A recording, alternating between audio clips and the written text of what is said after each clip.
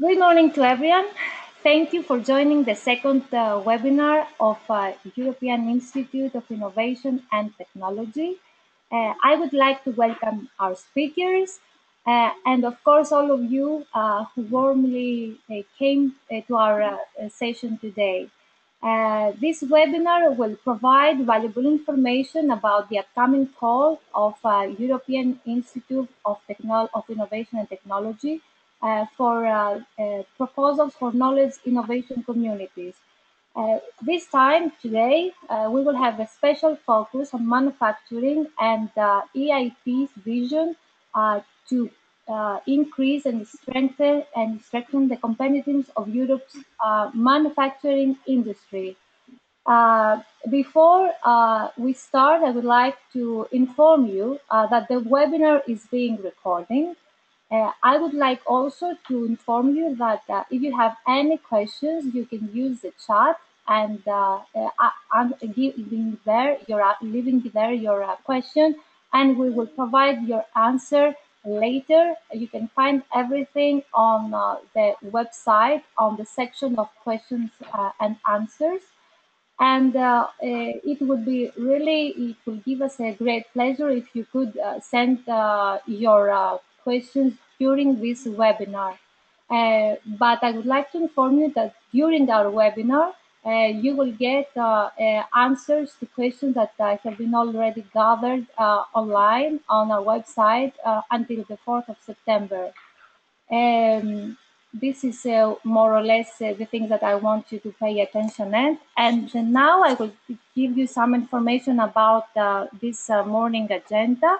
We will have, first of all, I would like to welcome our first speaker, the director of the interim director of the European Institute of Innovation and Technology, Martin Kern. He will have a presentation that will include two parts. In the first part, he will do an introduction about the EIT Innovation Model, and generally he will give some information about the knowledge innovation communities. And in the second part, we'll give more information related to the upcoming call for the knowledge innovation communities, with focus again, as I said, on manufacturing and the vision of EIT to support and increase competitiveness of Europe's manufacturing industry. So I will give the floor to Martin Kern to start his presentation. Thank you very much for this.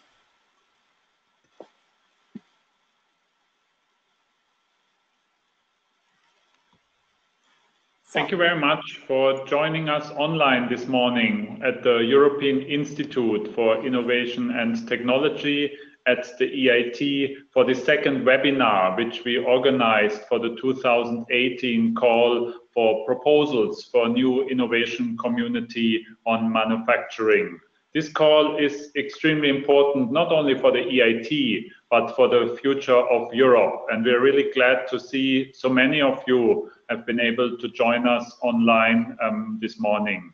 I'll be presenting the EIT model, an approach to boosting innovation across Europe, and will be complemented by my colleagues later on to give you further information about the call.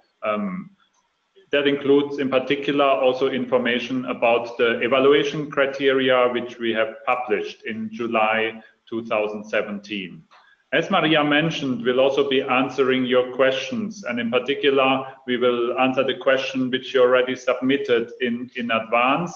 And for further questions which you will be posting during the webinar, we will put the answers on our website later on this week and next week, along with today's presentations. So I very much encourage you to also share this information that you receive and the links with all your contacts, so that updated information is broadly distributed and widely made available about the EIT's 2018 call for proposals for an EIT innovation community on manufacturing. I hope you will find this webinar useful.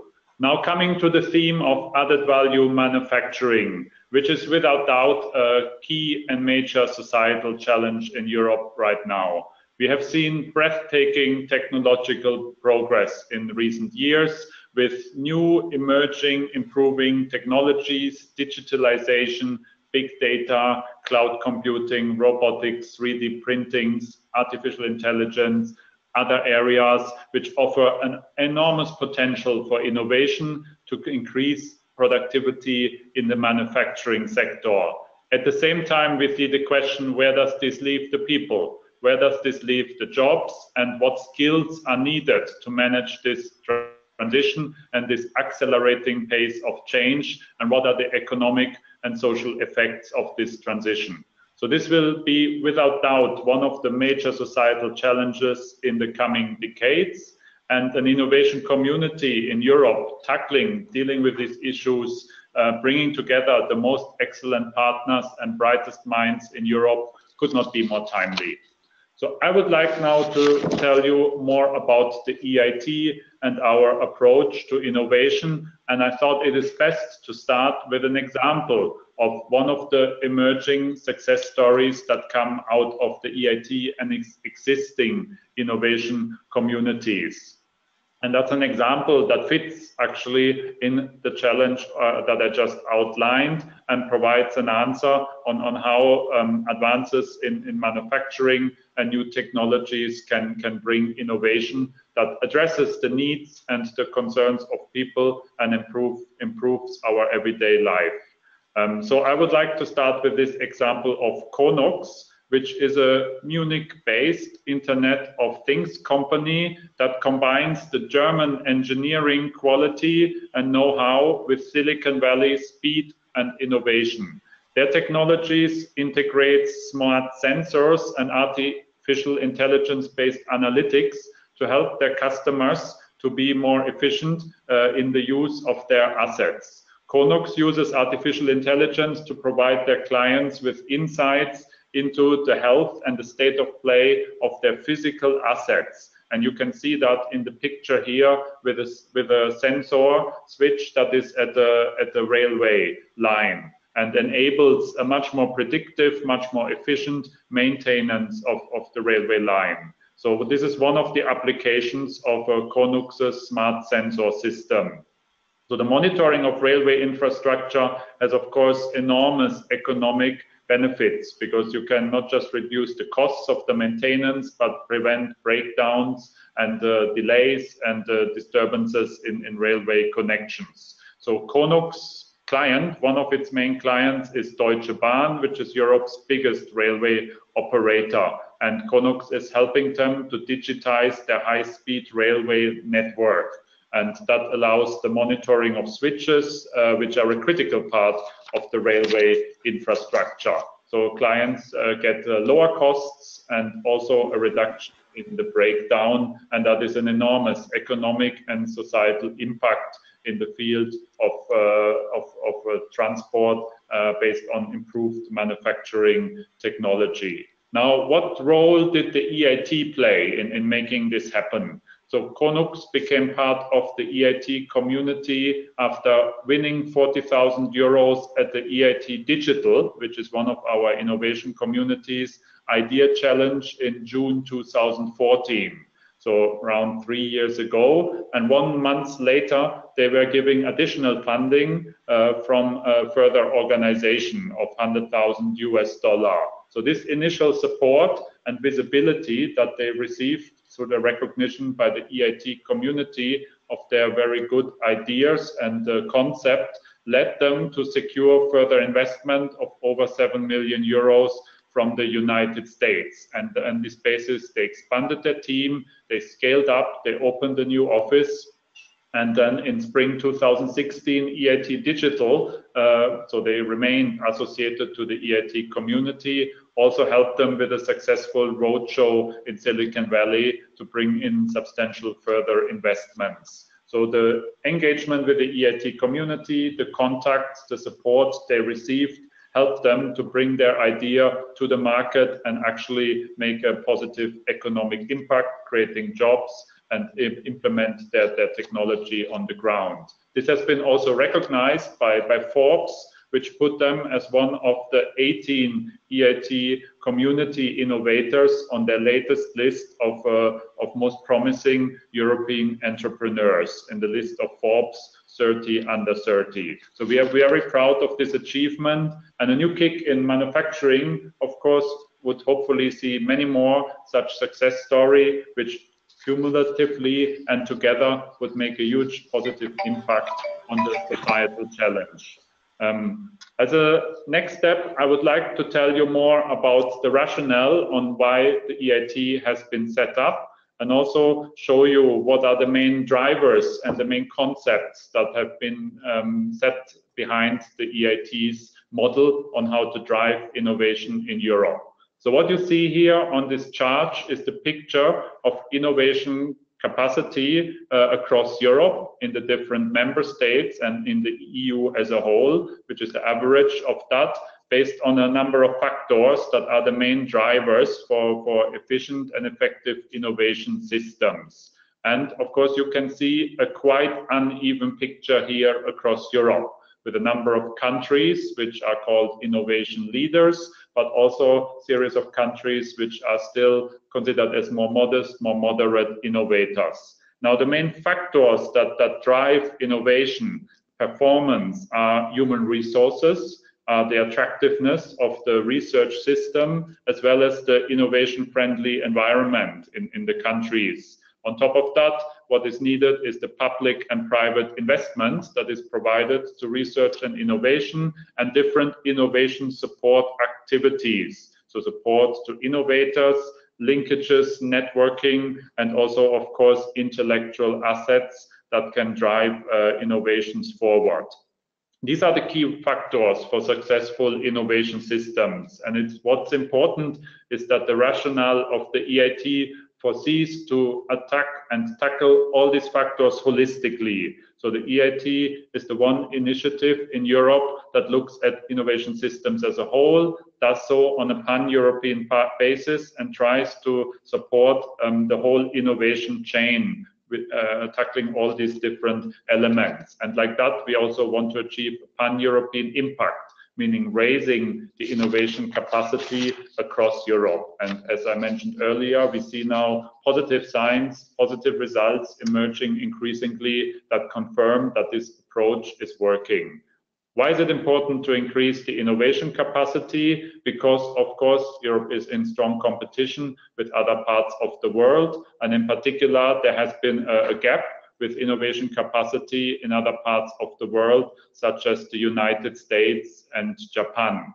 And the EIT has helped, of course, made its contribution to tackle this gap. And also in Europe overall, we can see now that this gap is starting to decrease. But evidently more needs to be done if Europe wants to remain competitive, if it wants to remain innovative, if it wants to increase the quality of life and economic success in Europe. So the EIT has been set up against this background, and EIT supports both the top performers, so the countries on the right side of this chart, but also supports the areas in Europe with lower innovation capacity, in line with the EIT being a pan-European initiative, and in line with the fact that we want to substantially make a difference and an impact all across Europe. Now, how does that work? What is the vision of the EIT, and how do we operate in practice? Our vision is to become the leading European initiative in the field of innovation, empowering innovators, entrepreneurs, and develop world-class solutions to specific societal challenges that have been laid out, and thereby create growth, jobs, and also make an impact on the solution of these societal challenges that have been defined, manufacturing being evidently one of them. The EU initiative that brings together the three sides of the knowledge triangle, the EIT, works very closely with business, education, and research. So what we call the knowledge triangle is the close integration, closer collaboration of these three functions and these three elements of it.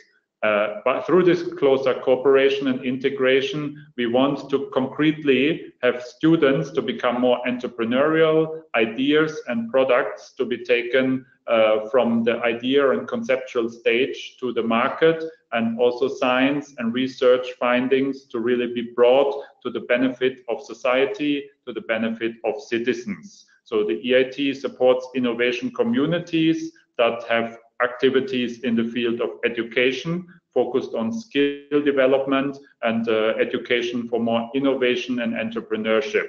It has activities that help to incubate and accelerate ideas in a pan-European manner to create new businesses, and it supports innovators and work on concrete innovations that brings them out of research, brings them to readiness, brings them to the market. That is the type of activities we support, and that is the ultimate concept of the EIT.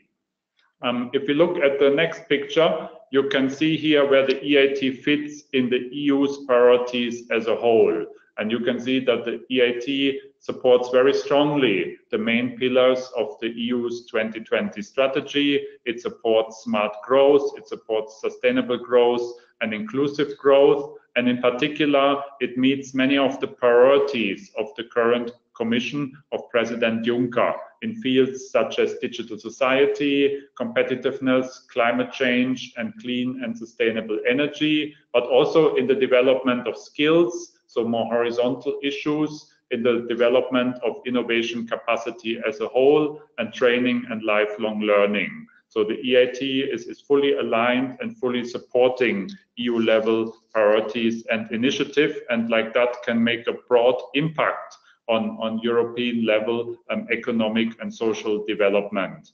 This picture will become even broader when we add the two new innovation communities of manufacturing and urban mobility. And that means the EIT community will become even stronger. And of course, there is a very strong synergy between the different initiatives that the EIT supports. So we also expect that the new innovation community, such as the one that is the topic today on manufacturing, will align itself with the EU priorities and create strong synergies with other ongoing initiatives.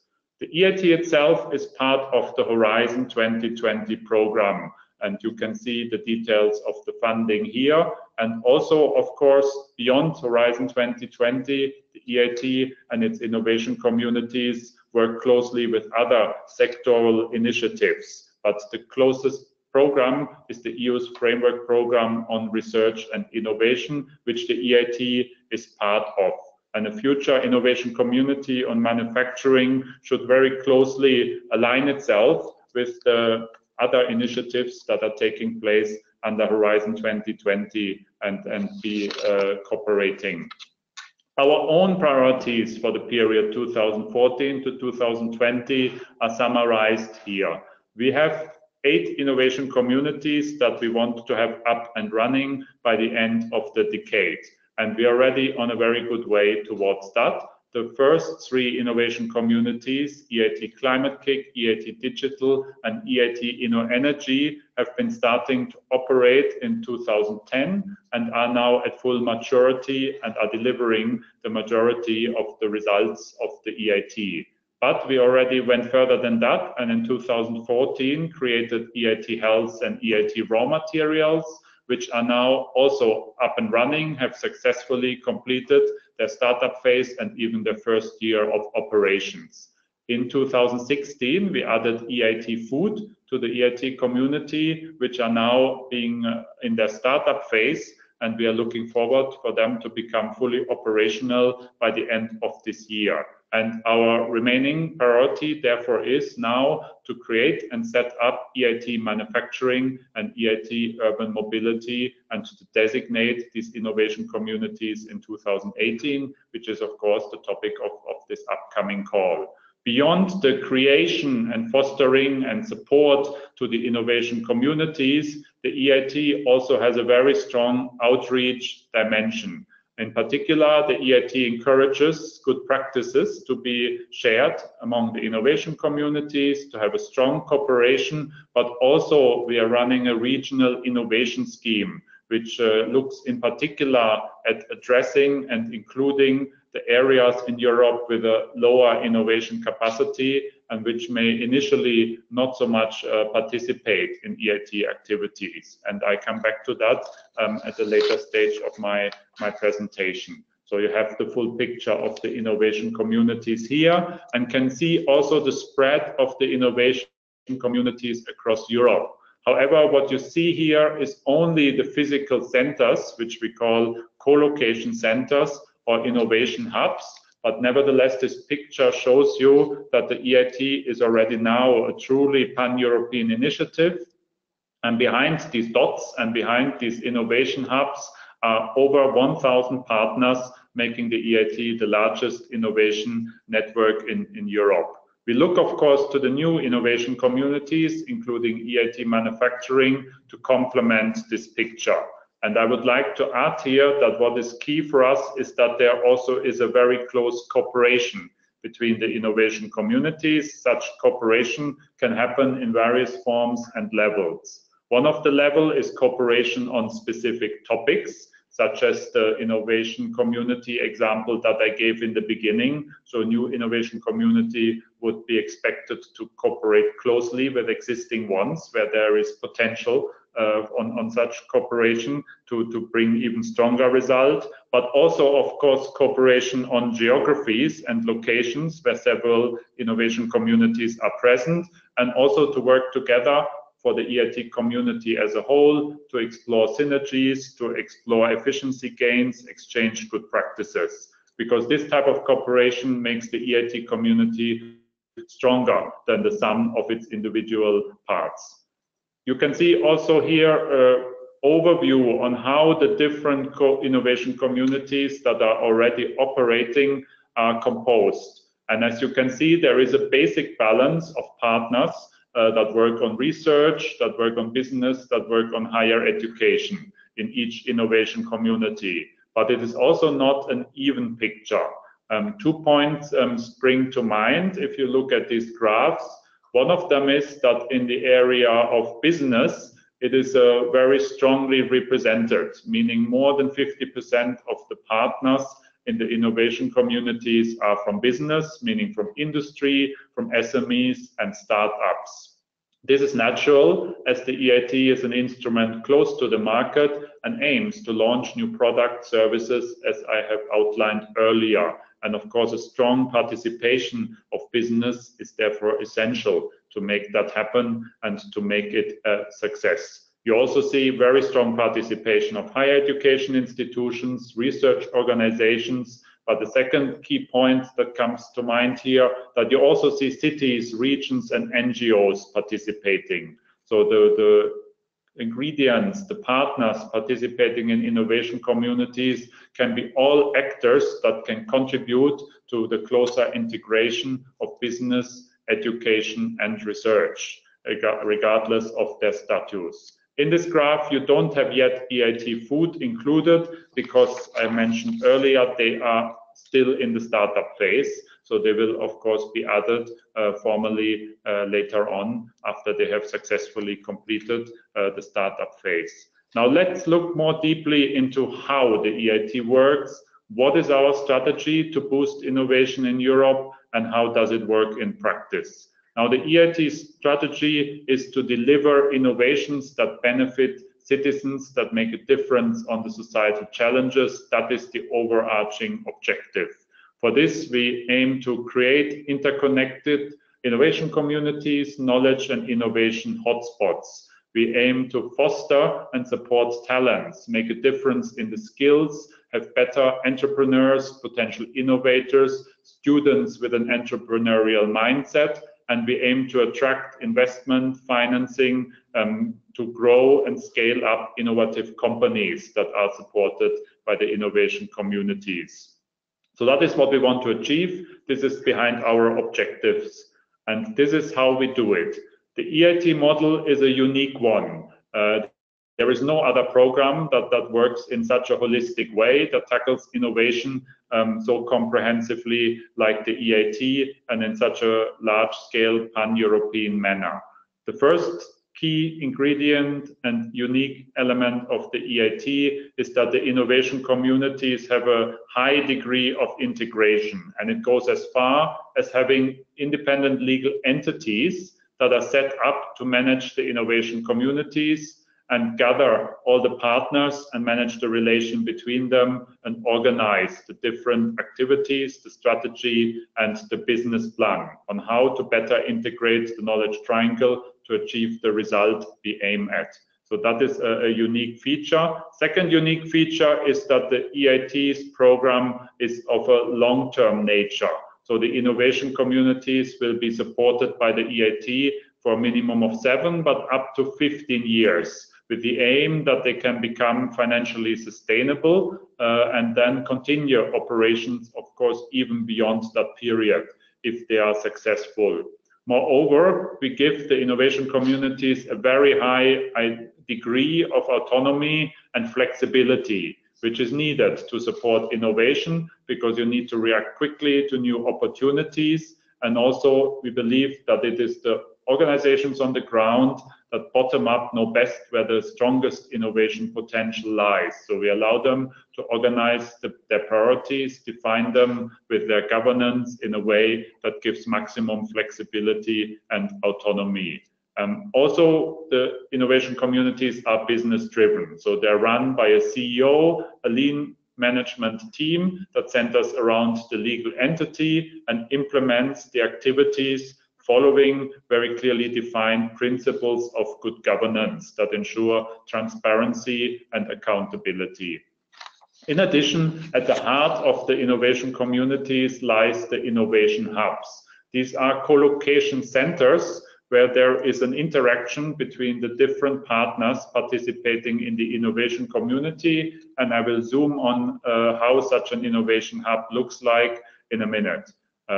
Other elements that are at the core of the EIT model is our funding model, which also is incentivizing the innovation communities that are more successful and deliver the highest impacts and results. So funding is not secured upfront, but depends on delivery. So those who perform better, who have better results, better impact, receive more funding from the EIT, and this is decided in a competitive funding mechanism by our governing board. Other elements are the synergies and complementarities which innovation communities are expected to create at all levels, and the outreach program that I mentioned earlier.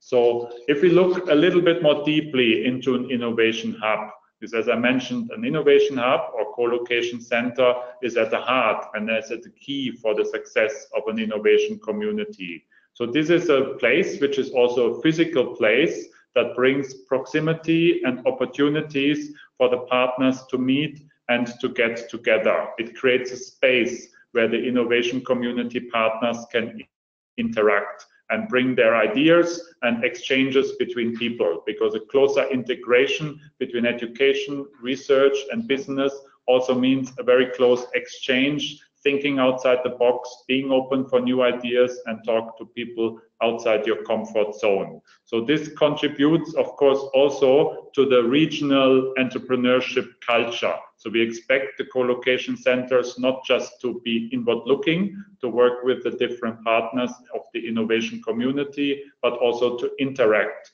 with the ecosystem in the location and around it that they are part of. So this should create new opportunities for new organizations to access the innovation communities. So we also expect an openness. Innovation communities and also the individual innovation hubs should be open, should work with new partners and facilitate exchange of ideas and interactions, and really be the driving force behind the creativity and the idea generation that drives a KIC. Now I would like to give you more information on our regional innovation scheme, which is an aspect that we have introduced in 2014, but has been strengthened and has been highly successful in the initial years of its operation. The aim behind this regional innovation scheme is to support areas in Europe which have more moderate and modest innovation capacity. And you can see these areas in green on the map in front of you. So the EIT focuses on areas with its regional innovation scheme that naturally have not been strongly participating in the EIT or even in Horizon 2020 as a whole. We have been very successful, as I said, not only in the amount of funding that has been allocated from part of the EIT budget to these areas, but also in terms of participation, as we've seen 16 countries from this list to participate in EIT activities in the last 2 years that previously were not part of it. This means we have achieved already a good basis for a widening of participation in the EIT, but we would like this to increase further. So the EIT is allocating an increasing amount of its funding for the regional innovation scheme. And we would also like to complement that not just by a widening of participation in EIT activities, but also an increased outreach by the innovation communities to interact with the local actors and to disseminate results, to disseminate lessons learned, and like that help to boost the innovation capacity in those areas. So the EIT Regional Innovation Scheme, or RIS, has been designed as a two-way interaction between the innovation communities and the regions where they are located. One of the important elements of the Regional Innovation Scheme is that it allows also for synergies and efficiency gains in regions that have developed smart specialization strategies, because these strategies identify the focus areas and the innovation communities can build on that. So regions that have identified their priorities based on this process can get support from innovation communities to have further innovations coming out of their activities. So the EIT and through its innovation communities, especially using its local hubs, the co-location centers, becomes an active facilitator of the process of strengthening capacity on the regional level, making sure ideas can flow in that direction. Now I would like to tell you more about the EIT's funding model, because in the end it is also very important how does the operations work, how does the financial side and the contractual side work to make it work smoothly and to maximize the attention that can be given to the actual activities and maximize thereby the results and impact that we can achieve. So the EIT's funding model foresees that the EIT funding is limited to 25% of the overall activities of an innovation communities, meaning the activities of the legal entity and the partners together. That means at least 75% of activities should be financed from other sources than the funding provided by the EIT. This ensures that the EIT activities build on existing and complement existing initiatives. And it also ensures a long-term involvement on commitment from the partners. The additional funding can come from national sources, regional sources, other EU programs, private funding, or revenues and own resources generated by the innovation community. Now, how does that look like in practice? In practice, it means the EIT's innovation communities finance 3 types of activities that I mentioned before. It is education activities, research-driven innovation, and entrepreneurship activities with a focus on business creation. Now, these activities can be financed, as we call them, added value activities, through the contribution from the EIT funding. And so specific activities in this area can be financed up to 100% by the EIT. That includes also the administration of the innovation community, but in particular the individual activities supporting the integration of the knowledge triangle. Now, this funding and these added value activities should also be complemented by what we call KIC complementary activities. And these complementary activities do not receive financing by the EIT, but must have a link to the EIT added value activities in order to be recognized as complementary activities. And such complementary activities can very much build on and consist of existing initiatives of the KIC partners. So this is at the core of the model, and of course at the core of the model is also the idea that the funding model helps the innovation communities to become sustainable in the long term and also to mobilize further investments. And this is demonstrated here in the graph that I put up that shows how the financing from the EIT to an innovation community evolves over time. This is a model graph, so not one of a specific KIC, but it shows you that in general there is increase of funding over the first part of the life cycle of an innovation community. That means from initially relatively modest support, the support goes up until it reaches a plateau and then gradually decreases up to the end of the period in which the EIT supports innovation communities, meaning a maximum of 15 years. Funding can be more steep or it can be more slow, which very much depends on the success of the innovation community. Overall, an innovation community can expect around 400 million euros of funding from the EIT over the life cycle. Now, what is important is that once the EIT funding decreases, this should not mean that the activities of the innovation community decrease. To the contrary, we expect that after the initial funding and investment by the EIT, innovation communities develop assets, develop a return, develop an upside from successful innovations, which should then allow to maintain, if not further increase the level of activities in case they are successful with their operations. This brings me then to the contractual side and how that is regulated. The EIT maintains only contractual relations with the KIC legal entity. So this is the specific legal entity set up to manage the operations of a KIC.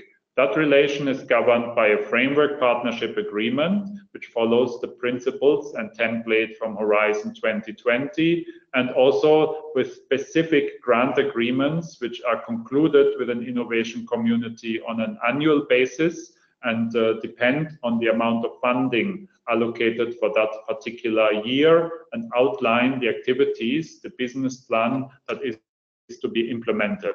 Such grant agreements are typically concluded at the very beginning of a given year. Now, behind this contractual relationship of the EIT with the innovation community lie the internal agreements which the innovation community will have with its various partners that participate. And that is regulated by the KIC and only follows certain principles, but does not be regulated in detail. And the EIT itself is not part of these internal agreements. So this is the basic setup, the basic contractual relationship within the EIT community. Now I would like to end my presentation with a few pointers and initial results and tell you also where you can find more information about the EIT.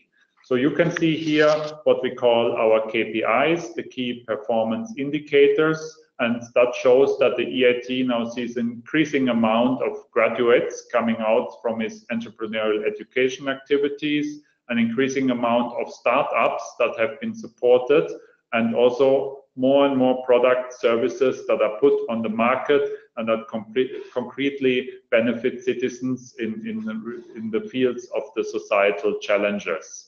Now, behind these numbers are, of course, individual stories, and in particular, an increasing amount of success stories, which we are really proud of. Here are some examples from our last edition of the EIT Awards. And without going into the details of these stories, I would like to point out that very often the most exciting innovations come at the intersections of different disciplines. For example, Mr. Schneider from Nerdelize, who won the EIT Venture Award, has made an innovation that combines digital issues with energy efficiency gains. And that is very unique and innovative way to both make an impact on energy efficiency, but also increase computing power and at the same time have high efficiency gains. So it's an excellent innovation, and he's only one of our talents coming out of the EIT community, and there is an increasing amount of them. I mentioned earlier the 18 innovators that have been put on the Forbes list of 30 under 30 most promising innovators and entrepreneurs in Europe. That is a very steep increase for us from the numbers that were included in the past. Equally, we're really proud that Ms. Tsvetanova received the Innovation Award from the European Commission, from Commissioner Moedas, as a rising and recognized women entrepreneur. This is another dimension of the EIT, that we very strongly support women entrepreneurship, as we see a huge untapped potential for women to enter more into science, research, technology, and entrepreneurship. And we have a series of initiatives which support this. Finally, I would like to point you to our upcoming event, Innovate, that is taking place on the 16th and 17th of October in Budapest, and which brings together the EIT community and has a number of attractive elements, such as the EIT Awards. And also this year, we will in particular focus on our future strategy, because the EIT wants to increase its ambition, wants to build on its good result and deliver even further impact for Europe, for its citizens, and help to solve the societal challenges from 2021 onwards. So we look forward to this event, and you can find further information on that event and everything else about the EIT on our website. Thank you very much. Thank you very, very much for this interesting, really interesting presentation and all the valuable info that you provided about EIT, its innovation model, its vision, all these nice activities, and of course about what you're doing with the knowledge innovation communities. We have two questions for you. Those questions have been sent to the website, to the official website of EIT, and we would like an answer. So the first question is this: what are eligible costs for EIT grants?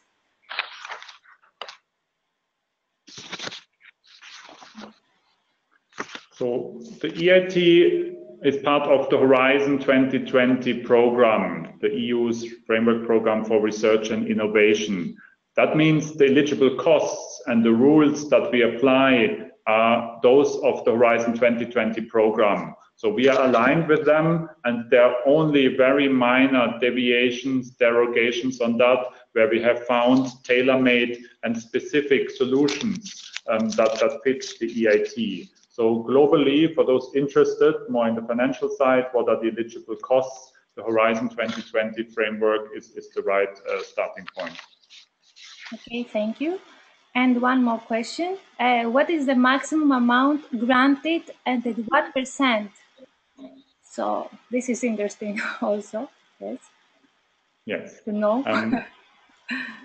We cannot give the exact budget that an innovation community will receive, for the reason that this depends on the results, on the success of the innovation community. So as a rough estimate, we can give the figure that around 400 million euros could be expected from the EIT, from the EU budget, for the financing of an innovation community over the first 7 years. It is clear that, as I explained, complementary activities have to be there and have to make up for 75% of the global budget that supports an innovation community. Okay, thank you very much. And now I'll give you the floor to continue with the second section of your presentation about the upcoming call for knowledge innovation communities with focus on manufacturing. So here we are to hear you. Okay. Thank you very much. I would like now to give you further information about the theme of manufacturing but also I would like to point you to specific lessons learned and specific messages that we have for potential applicants that want to participate in the EIT call for proposals 2018. So in the field of manufacturing, I already outlined in my initial remarks why it is such a key theme and why is it such a key driver for the future of Europe. It undergoes enormous challenges, it undergoes an enormous change, which also means there are enormous opportunities to raise productivity, to increase the success of the manufacturing sector, but at the same time, it poses huge challenges on the skills that are needed and on the change management that is needed for introducing and making the new technology works. So the area of manufacturing is therefore a key high-value area that we believe should be addressed in an innovation community, and we believe that the EIT and its model that I just explained can bring enormous value added here. The competitiveness of the EU and its member states on the global market will very much depend on the success of this transition in the manufacturing sector. So manufacturing is under a number of constraints, and in particular the competition from other economies, from other countries is very high, and in particular low-cost production in other countries, but also scarcity of raw materials are some of the challenges. Parallel to this are the changes, the accelerating, actually breathtaking type of changes that happen in the manufacturing sector, and new markets coming up very quickly, new opportunities, and also they pose a number of concerns, such as environmental concerns and sustainability considerations. So these are the backgrounds to the new innovation community on manufacturing, and you do find a lot of information in the fact sheet that is the basis for our upcoming call, and which is being made available to you if you want to go further in the rationale. In fact, the EIT sees the main opportunity for a KIC to focus on an integration of all the different stakeholders concerned with manufacturing, and putting again a very strong focus on reshaping the education agenda, on developing the right skills, but make a structural change in the way this sector operates to become competitive, to bring back jobs, to bring back competitiveness and productivity to Europe that may have been partially lost, but to also build on the excellent industry, the excellent manufacturing sector that we have. So the EIT would like an innovation community to mobilize investments and also have the long-term commitment and participation of industry and the business sector to expand existing markets, but also create new markets with the new opportunities that arise. So while we want the support for the development of new products, new services, new business models and manufacturing processes, the emphasis should be at the same time on sustainability, long-term solutions, and also eco-innovation. So reducing the need for resources and increasing energy efficiency. And there are, of course, also very close linkages with some of our existing innovation communities, such as the one on raw materials, such as the one on energy, and such as the one on climate. These are just examples. Of course, EIT Digital is a further one that is obvious. So the integration of the different players in the manufacturing sector in a KIC can bring real value added, and we believe it can be a real driver for structural change and huge impact in this field. We are not, from the EIT side, defining in more detail the focus we would like to see within this broad societal challenge, within this broad sector for the upcoming innovation community. That is the task of the applicants. So it is deliberately left very wide, the societal challenge, so that applicants can identify focus areas, can identify the biggest innovation potential, and deliver a strategy that provides maximum impact in Europe. So we will not give further detailed focus areas than what is outlined in the fact sheet. However, we do have a number of lessons learned and a number of pointers from previous calls for innovation communities and also from the work of existing innovation communities that I would like to highlight for you. In particular, the EIT has done a very thorough analysis of a previous call, and we have identified a series of lessons learned and a series of improvements which we want to implement. The first improvement we want to focus on is to decrease the cost that it takes to put together a proposal and reduce in particular the necessity for legal and operational readiness. So it is key that an applicant focuses on a very coherent, very convincing strategy that provides the maximum impact.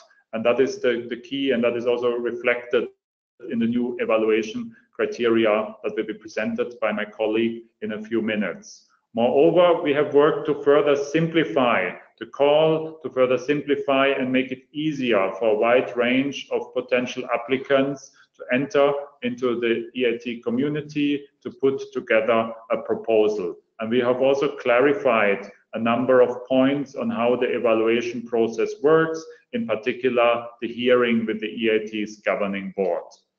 Now, in terms of the content of a potential application, the EIT also has drawn a number of lessons learned, and I would like to summarize them here for potential applicants. So the EIT does not indicate any given focus area, any given sector, any given approach to the stakeholders on where to focus their application. This is to come bottom up. This is based on the knowledge of the excellent partners that will participate in such a call to make a convincing case to maximize the impact. We also would like to make it clear that the impact should be very specific, very quantifiable. So it should be very clear what from this very large investment by the EU, by the EIT, are the expected results and the expected outcomes in the specified focus area. Plus, we expect any proposal to bring novelty, to bring value added, and to really use the unique features of the EIT to make a change in the field that cannot be done in existing programs and that cannot be done on the national level or in other ways. So the uniqueness of the EIT should be translated into the application. Moreover, proposals should base themselves on current priorities. So we expect very close synergies on what already happens in the sector, but have a pan-European strategy to address these priorities. So the implementation plan is also, of course, very important. The overarching principle for the EIT will remain excellence and impact. So the ultimate decision whether to designate a KIC and which KIC to designate will depend on whether a strong, excellent case and a strong impact is ensured through this proposal. A further key element that we would like to see in future proposals is the strong engagement of industry. So industry needs to be engaged at the early stage and needs to be fully engaged in the setup of the innovation community, because without strong industry leadership, strong industry engagement, in particular in a field like manufacturing, it is not possible to achieve the results of putting new innovative product services on the market and make a strong economic impact. We would also like to stress that the EIT is not a traditional research program. Innovation communities are close to the market, take results from research, take scientific findings, take new technologies, but bring them to maturity with the aim to really have product services companies on the market that can make a difference. And finally, but certainly not least, entrepreneurial education is a key pillar of EIT activities and needs to be integrated with all the other sides of a proposal, with all the other activities. So it's a starting point. Without the entrepreneurship dimension, without the strong education part, there are no talents that can be the innovators of tomorrow. Finally, I would like to outline the benefits that we have from a strong business engagement. As I said, this is absolutely key for a successful application. So business should participate in the EIT, should participate in a future innovation community, because it offers them a huge pan-European network, not just as part of the new innovation community to be created, but already to tap into the existing over 1,000 partners of the existing 6 innovation communities, to get new ideas, to have interlinkages with partners from business, research and education. It is a unique opportunity to work across sector and to leverage pan-European-wide cooperation ideas. Finally, it is also an opportunity to shape the European level innovation, research and education agenda, to have a dialogue, to access key decision makers, and thereby to help to overcome the big fragmentation that we unfortunately still sometimes have in Europe, working in silos. Together we can mobilize a critical mass. Together we can make the EIT and the innovation communities a success, bring new product services and results to the citizen, and together shape the future of Europe. Thank you very much. Thank you very, very much for this interesting info. I think that there are people who have interest in the upcoming call. Now they got the valuable information about this. But we have 2 questions, as I said, questions that people who have interest in the call have sent online. The first question that we would like you to answer is this: is there a difference between the call in added value manufacturing and the one for EIT manufacturing? No, there is no difference. The thematic areas that will be addressed by the new innovation community is added value manufacturing. And you find the details in the fact sheet that we have lined out, and where you can see the link here to make it available to you. EIT Manufacturing is the name which we have chosen for the communication and for the new innovation community. But behind it is the area of added value manufacturing with the details provided in the fact sheet. Thank you very much. Another question: why was no innovation community designated in the area of added value manufacturing in 2016? Following the hearing that we had with the applicant in the previous call, the EIT Governing Board concluded that overall the proposal did not meet the criteria and the excellent level that was required to designate it as an innovation community. And therefore, finally, we did not designate such an innovation community in 2016. Okay, thank you very much for your answer. One more question, really interesting as well. The EIT has mentioned in its preliminary information that less emphasis needs to be given to the legal and organizational setup in the 2018 call. What does this mean besides the minimum requirements outlined in the evaluation criteria?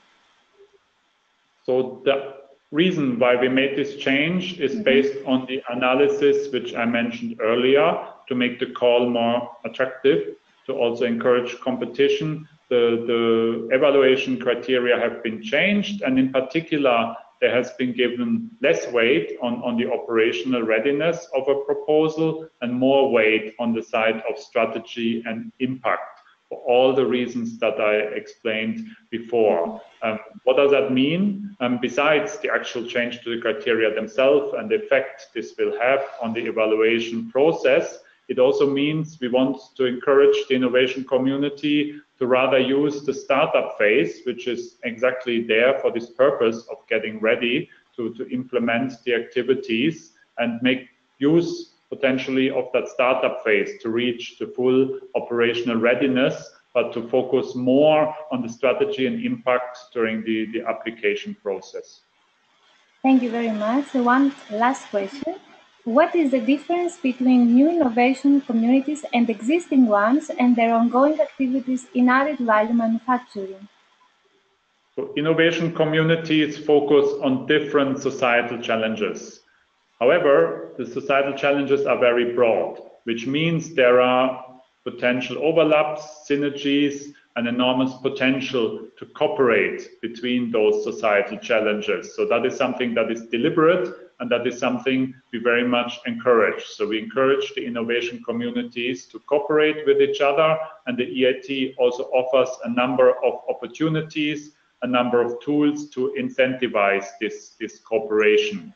I have given some example already in my presentation on how such cooperation can work, and also where we see such interlinkages. So this is something we encourage. This is something we would like to see enhanced. Thank you very much for your presentation, for your answers, and I would like to pass the floor, to give the floor to the to our next speaker. Our next speaker will be the project officer, Martin Herzeg, and he will discuss about the evaluation criteria of the upcoming call of EIT. He will explain about the financial, technical, and operational capacity criteria in the first part of his presentation. Then we will he will answer to a few questions that we have received on our website. And then in the second part of his presentation, he will discuss about the next steps for this call for proposals.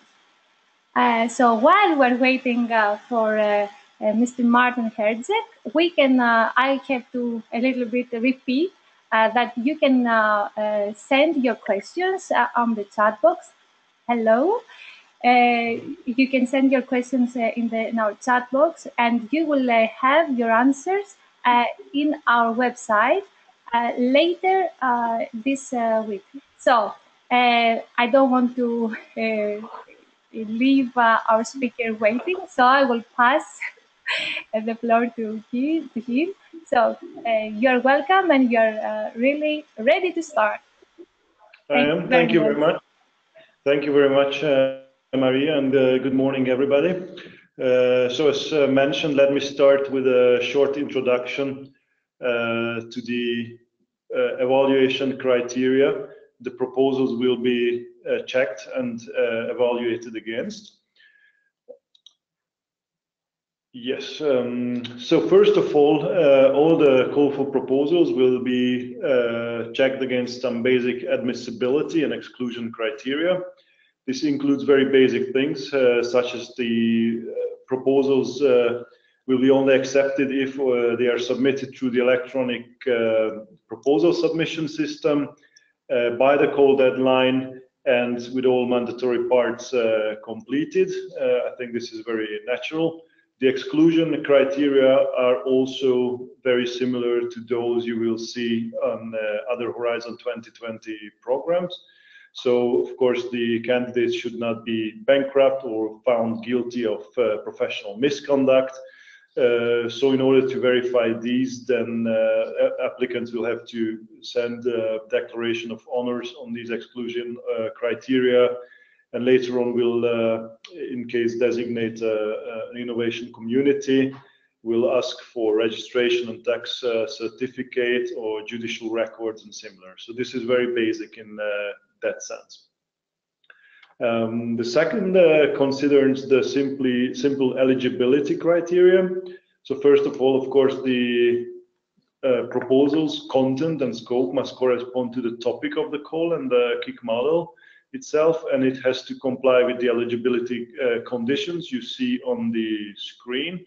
First of all, some minimum criteria, which is not very challenging, of course, but this is basic eligibility criteria. So it means that at least 3 independent organizations from at least 3 different EU member states must participate in the partnership, and at least 2/3 of the partner organizations must be established in EU member states.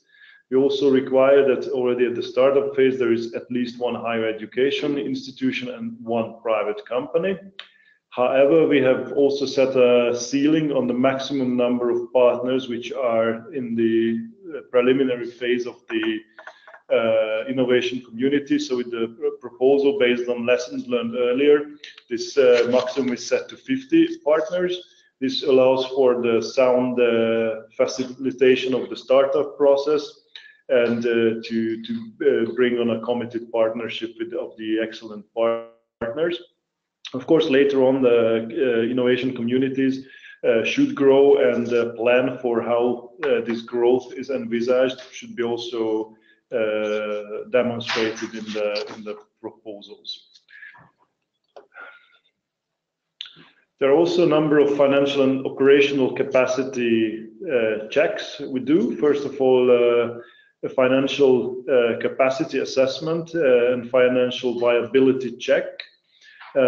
This is possible to be done via a tool which you can find on the Horizon 2020 website. The participants coordinator will have to confirm that this self-check was carried out, and this has to be submitted via the electronic tool as well. This concerns issues like liquidity, that the partners organization is solvent and autonomous and profitable, or at least self-financing.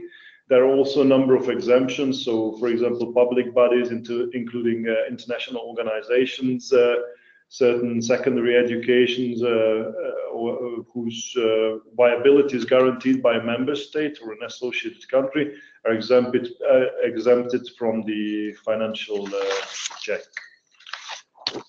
Concerning the operational capacity, in a nutshell, this considers references and CVs. So for references, the projects which are submitted should have been successfully completed, and the final implementation date for these projects should be after the 31st of December 2012. So roughly 5 years old projects are the oldest that are accepted. All should be higher of a value than 100,000 euro. In addition to that, it must be demonstrated that the partnerships coordinator is sound familiarity with the calls theme and experience. Thus has to show also that it has participated at least in one project with a total budget over 3 million euros, has coordinated at least one project with at least 2 other partners, so 3 partners in total, from at least 3 different European countries, and from at least 2 sides of the knowledge triangle. And in addition to that, the coordinator has participated in at least one project financed by EU funds. The CVs, which concerns the capability of the interim management team, at least the chief executive officer and the chief operational officer of the innovation community, requires that both have at least 7 years of work experience relevant to the position, and for the CEO 7 years, for the COO 5 years of experience in the calls thematic field. And in addition to that, at least 3 years of work experience in an international environment. So, of course, detailed CVs in the well-known Europass format will have to be attached in the proposal stage.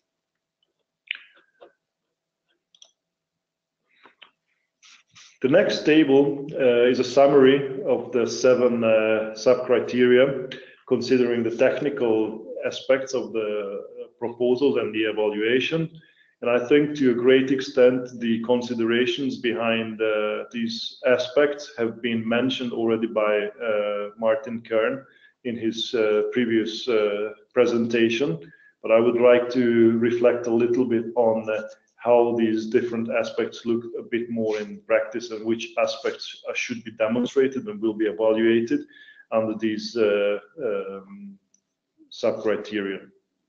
So, as you may see, there is grouped under 3 main issues, such as the strategy, operations, and impact. Strategy and impact given 40 points both, and operations will be scored up to 20 points. So altogether 100 points can be gathered by the applicants.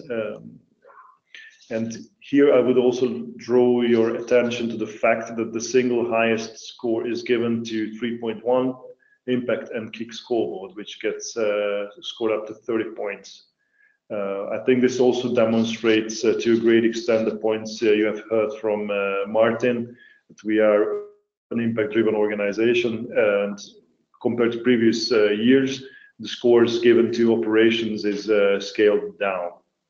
Now, in a nutshell, 1.1, the strategic approach. In this part, the applicants should describe the KIC's vision, its mission statement, strategy, and strategic objectives, show the relevance, specificity, and the value added of the strategic approach and the proposed focus within the team, the applicability of the KIC model to tackle the societal challenges, and the multidisciplinary approach by integrating the knowledge triangle, fostering entrepreneurship and innovation throughout Europe.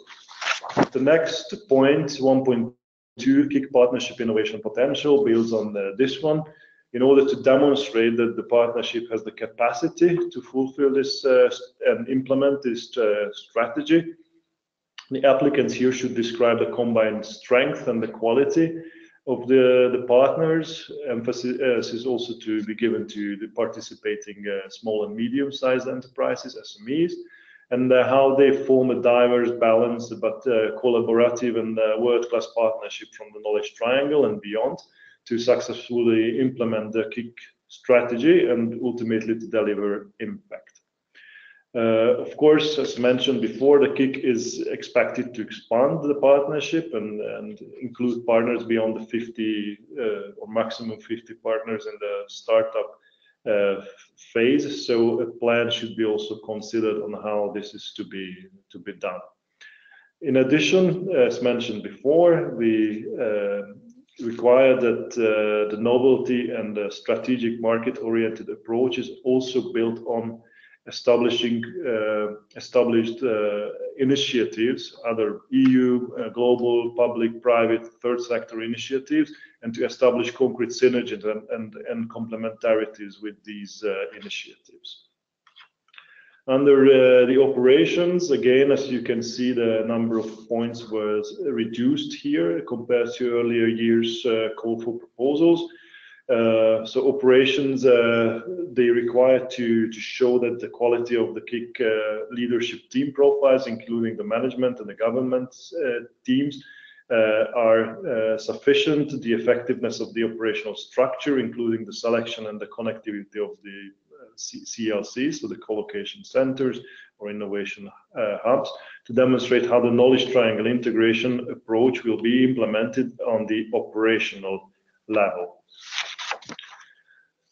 In the next part, under 2.2, KIC business model and the financial plan, obviously it's the business model, including EIT and non-EIT resources, should be presented or estimated. Also plan how to attract financial resources and achieving financial sustainability in the long term.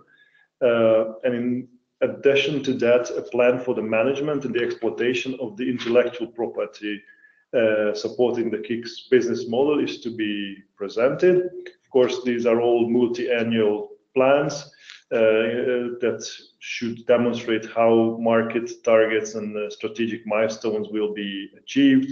Eventually, a cash flow plan can be shown, including how much EIT funding is envisaged throughout the framework partnership agreement can be shown. And now 3.1 impact and the KIC scoreboard. Again, the single highest point is given to this since impact is the overarching principle of our call. The planned pan-European impact on the societal challenge, human capital, job creation, economic growth should be demonstrated by the strategy, of course, and then the quality and relevance of the outreach as well. As you may know already, the EIT operates with a number of key performance indicators, KPIs, which are common and applied by all the KICs. However, in addition to that, all KICs have own KIC-specific indicators tailor-made to track their own thematic fields and particular characteristics. And the last criterion is considering the dissemination of results and communications. Obviously, the dissemination plans for the KIC results is expected, including how to share good practices within and between and beyond the KICs across EU member states, regions, institutions, in order to widen the reach of the EIT, to increase the impact. And in addition to that, the quality and relevance of the KIC communication strategy should also include how to contribute to the building the common EIT brand identity, which we also have. So this communication should be an intrinsic part of the KIC's strategy, and the key goals and assumptions on the KIC communication strategy should be here presented. So let me give you a short overview on how the process timeline will look and the different stages so far.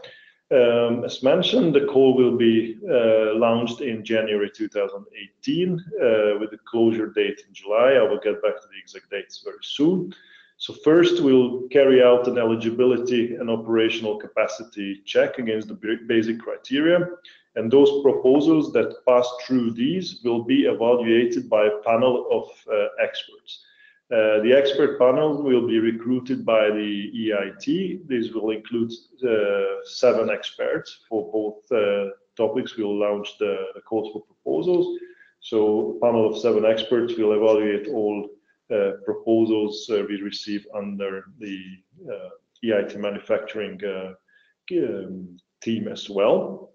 This will have 4 thematic experts. First, 3 experts representing a side of the knowledge triangle, so higher education, research, and industry, and a 4th thematic expert who's probably from the venture capital sector, an investment bank, or an international organization such as the OECD. And in addition to that, we'll have 2 horizontal experts, 1 business creation, entrepreneurship expert, and 1 on education and human capital. The 6 experts will work on the thematic and the horizontal aspects evaluation, and in addition, 1 rapporteur will help their work to sum up and consolidate all the reports. Now, those proposals that pass through a 70% threshold will be invited to a hearing with the EIT Governing Board in November 2018. And at this hearing, the same aspects, technical aspects, will be given focus, namely strategy, operations, and impact. I don't think I have to repeat this again, which are the aspects. But here I would just like to say that in total 30 points, 10 points for each can be given by the EIT Governing Board. And in the end, this means that 130 points at maximum can be reached or to a proposal. And the proposal with the highest number of points will be designated, and 1 community will be designated per team. Again, they will be called EIT Urban Mobility and EIT Manufacturing. So, should you submit a proposal and be informed that you win, what happens next?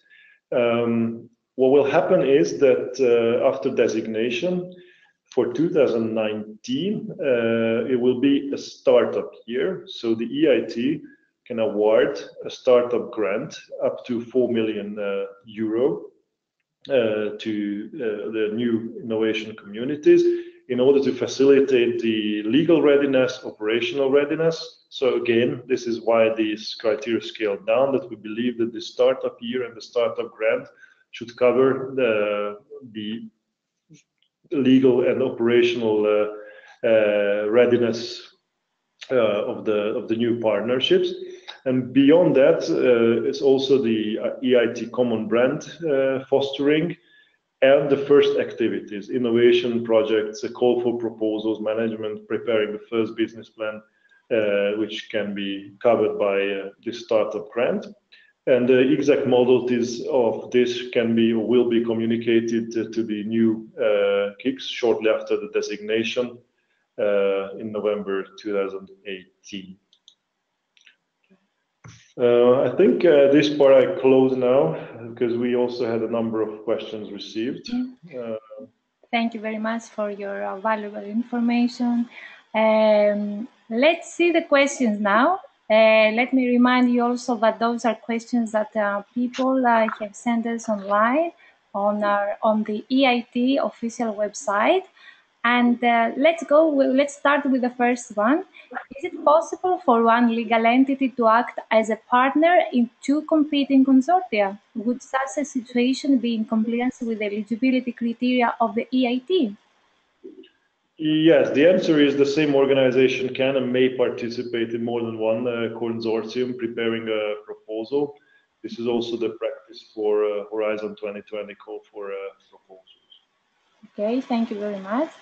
I continue with the second one. In the case of cluster organizations participating as a partner in a knowledge innovation community, is the signature of the FPA by the cluster organization and a verified legal connection by the individual member of the cluster an acceptable solution to the EIT? Yes, the eligibility criteria, including those which are relating to the partners, are presented in the evaluation criteria on the first page. This is accessible on the website. And the answer is, in fact, that a cluster organization may participate as long as it is a legally as it's a legal entity that fulfills these criteria. And of course, if it's a formal cluster with legally documented link between the partners in the cluster organization, and this is indeed a fine way of proceeding. Thank you very much. One more question that we have already informed people about that, but it's good to repeat this information. Where can I find more information about the call?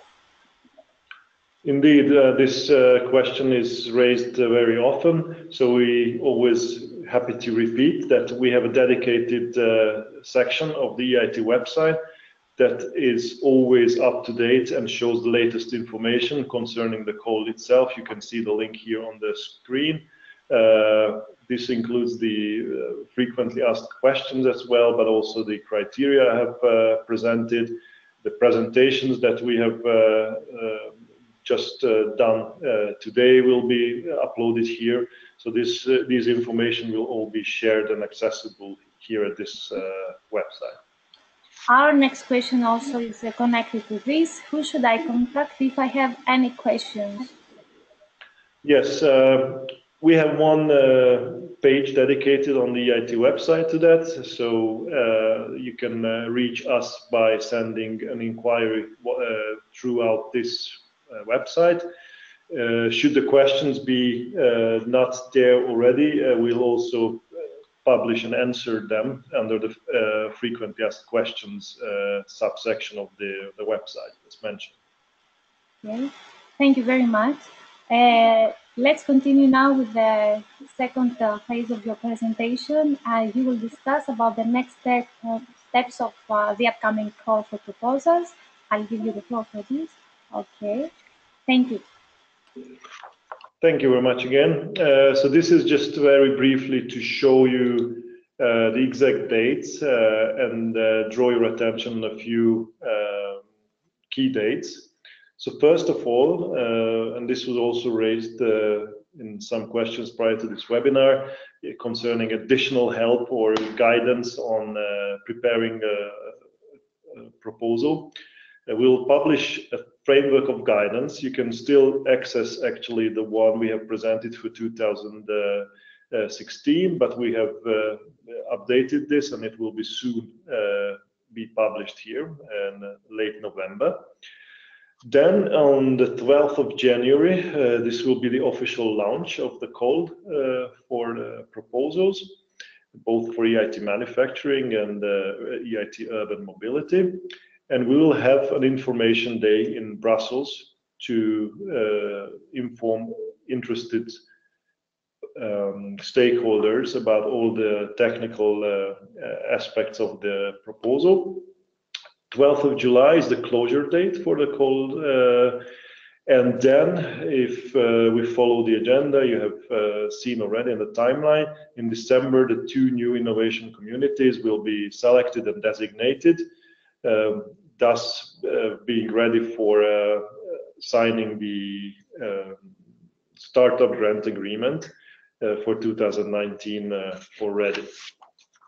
The slide here pretty much summarizes all this information you have heard so far, both from Martin and under the evaluation criteria and the procedure and these dates. So this is just to recap again, that basically from the 12th of January until late December, the whole process will be run and closed in accordance to this timeline. So again, closing the webinar and closing also my session, may I just repeat the information. Very important date for us is the 13th of February 2018, Brussels, where we warmly welcome all attendants now to participate and ask you to save the date and hope that you will be able to join us for this information day. But maybe you will also meet potential other applicants and can help you forming your partnership already at this stage. So with that, thank you very much. Thank you very much for your interesting presentation and all this valuable information provided. I would like to thank you all for joining our webinar today, and to remind you that the recording, the presentations, and your questions, you can find the answer to your questions to our website, to the section of the frequently asked questions. And to remind you also and to ask you if you can spend 5 minutes to answer to the satisfaction survey that will be sent to all of you shortly. And closing the webinar today, I would also like to invite you to join our communication channel. You'll see we have Twitter. You can find us on Twitter, Facebook, LinkedIn, and of course subscribe to the EIT newsletter. Thank you so much for today and for all your participation. I see we have many questions in our chat box. And good luck to all these people who are going to apply for this call. Thank you.